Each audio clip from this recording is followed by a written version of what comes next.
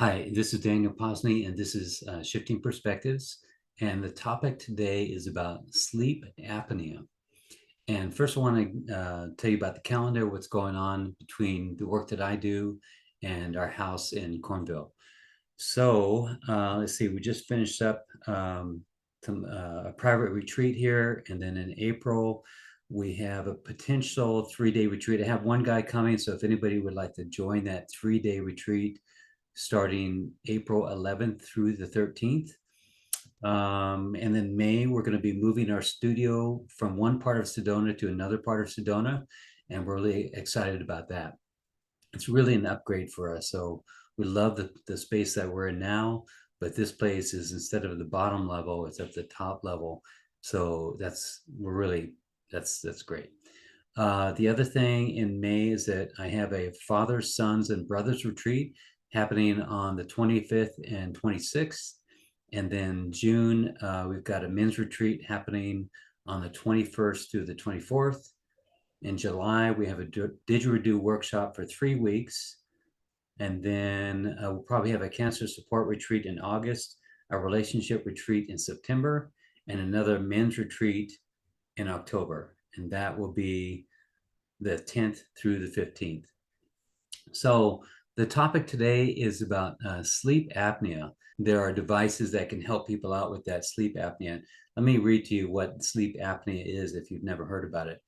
Sleep apnea is a sleep-related breathing disorder in which repetitive pauses in breathing, periods of shallow breathing, or collapse of the upper airway during sleep results in poor ventilation and sleep disruption. Each pause in breathing can last for a few seconds to a few minutes and occurs many times a night. A choking or snorting sound may occur as breathing resumes. That to me sounds really scary. I've heard people talk about what happens to them or what happens to their partner, and it's like they're on like the verge of not having enough breath to live, and then they get this breath and then they come back. And you can get this device that straps over your head and forces oxygen into your lungs.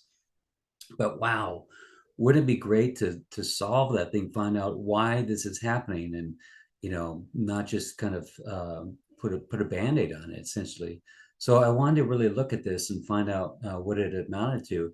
And when I talked to the person that told me that he had it, after we had our session together, it was really apparent that he had all the emotional symptoms of what this other person had, from what her husband was telling me, and then what I looked up about what the uh, metaphysical anatomy talks about. So between what metaphysical anatomy talks about, what I kind of intuited, what I feel about it, I'm really excited about sharing this with you. So first of all, think about your breathing. The act of breathing is you saying, I take in all of life and I let it all go. I take in all life and I let it all go. And there are a couple related maladies that people have. One is COPD and the other one is asthma. So asthma, the emotional thing behind that is the over mothering, over feathering of the nest, overprotective mother usually. And that leads to, like, I can't breathe, and so there's this, my lungs are not be able to take advantage of the oxygen in my lungs.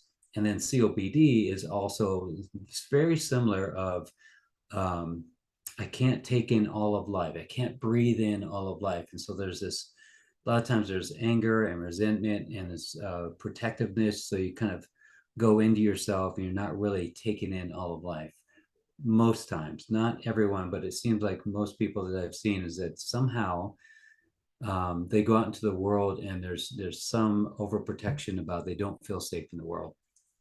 So sleep apnea is sort of related to that because it's affected by the breathing. And there's also the aspect of grief in there because it has to do with the lungs, and that's the emotion that's in the lungs. So let me read to you what I came up with this morning. You felt suppressed holding. That's the holding of the breath. That's the holding of the breath in there, not able to get into that cycle of breathing. So it's think about that while I'm reading this. Every time I say the word holding, that you're taking in and you're holding everything in, you can't let it go. You can't move forward. Felt suppressed, holding by family who demanded too much of you. Relationship with mother was hot and cold, never feeling nourished and worthy of love. You keep yourself small for safety's sake. Every once in a while, I'm going to pause because I start feeling the compassion for this kind of a illness, and you don't really feel safe in the world. And that one really hits me. Your emotional needs were met with hostile reactions, making you feel guilt and shame for having needs. You deprive yourself, holding, of love by relying only on yourself.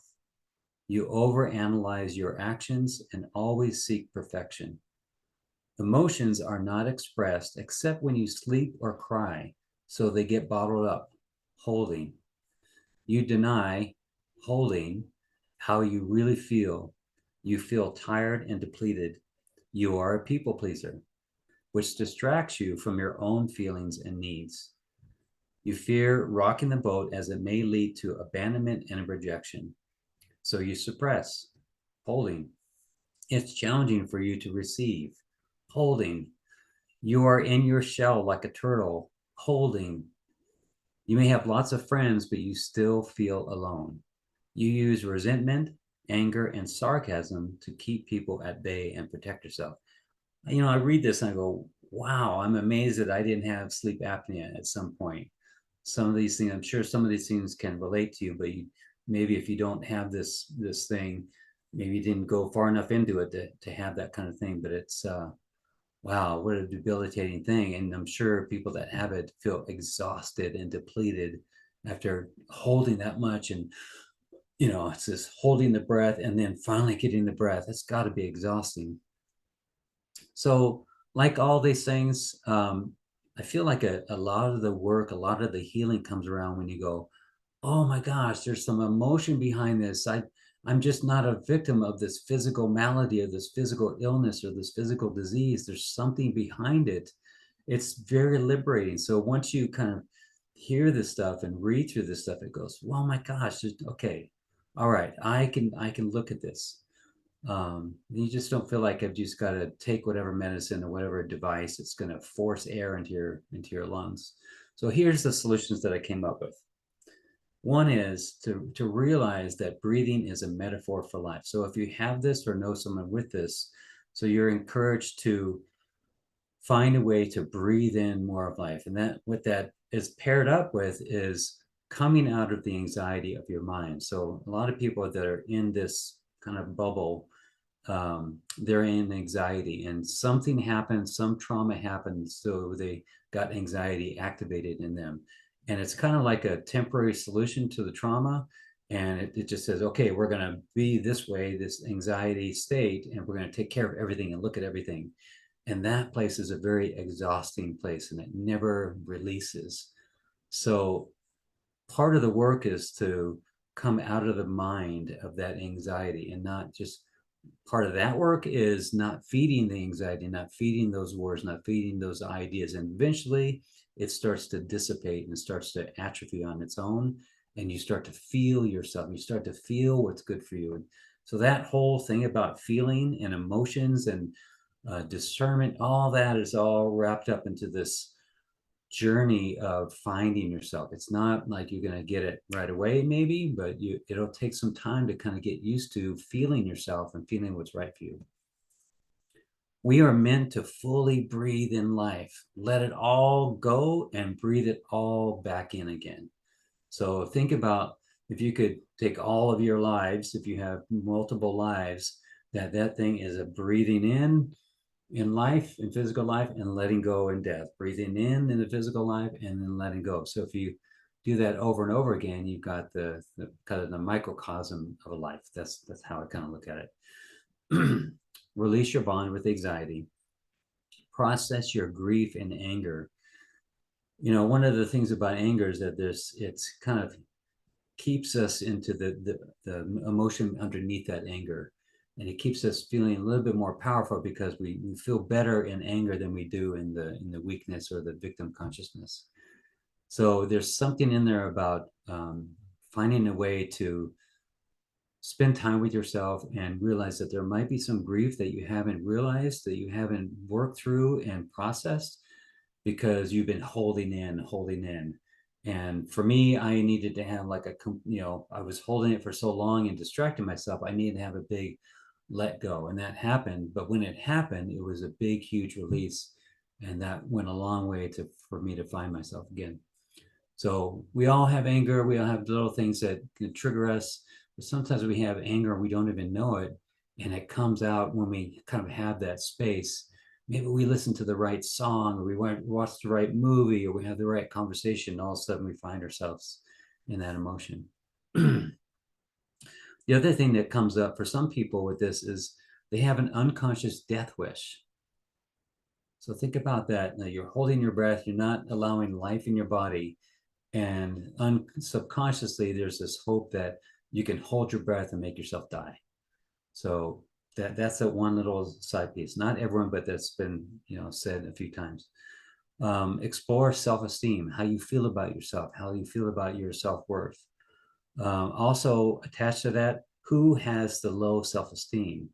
You don't have low self-esteem, but your mind is the one that creates that idea, the thought, the belief of low self-esteem. Explore your birth. Was your birth delayed? Because that's another holding back. Oh, I can't. You're going to experience your first physical breath, and that's all being held back, and maybe your soul, your psyche knows that it's ready for that full breath, but that birth process has been held back or delayed.